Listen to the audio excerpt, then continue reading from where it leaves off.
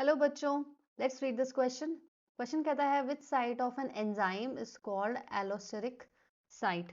सो यहाँ पे allosteric site समझने के लिए पहले हम ये समझ लेते हैं कि फॉर एग्जांपल कोई एंजाइम है जिसका स्ट्रक्चर है ऐसा, ठीक है, इस तरीके का स्ट्रक्चर है उसका। नाउ जो सबस्ट्रेट होता है, so for example this is a substrate, ये यहाँ पे आके फिट होगा so that it can show the actions जो भी ये करता है ना। होता कुछ यूं है कि देर इज एन इनिबिटर, ठीक है, जो इनिबिटर वी इनटेक, ठीक है, इनिबिटर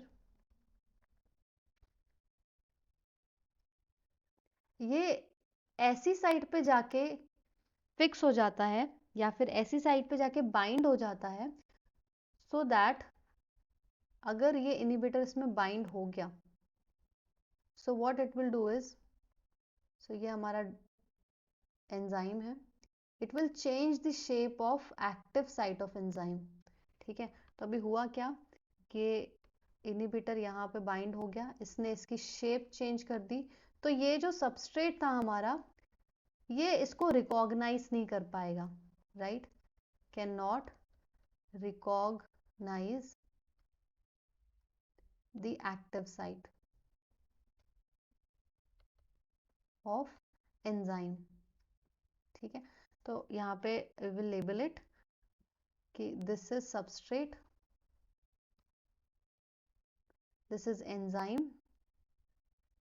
दिस इज इनिबिटर, और ये जब यहाँ पे फिट हो गया या फिर बाइंड हो गया तो इसकी शेप चेंज हो गई and this active site shape can not be recognised by the substrate and then ये बाइंड नहीं हो पाएगा। तो ये वाली जो साइट है बच्चों, ये वाली साइट इसी को ही हम कहते हैं allosteric site.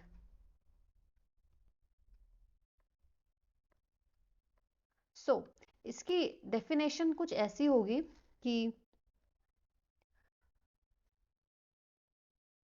when some drugs या फिर इनिबिटर बोल लो इसको, inhibitor binds to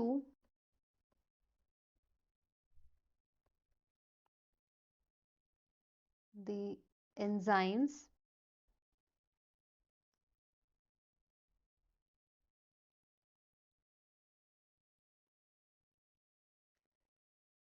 site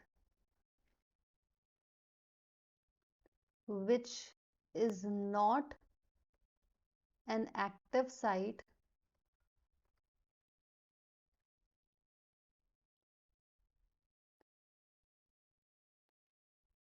so as to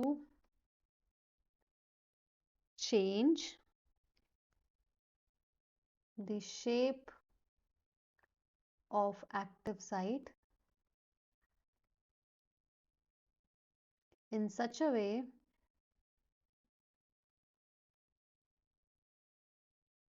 that substrate cannot recognize it. The site at which it binds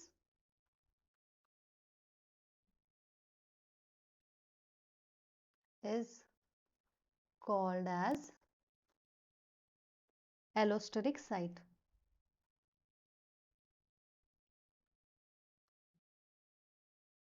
So I hope this answer is clear to you. Thank you.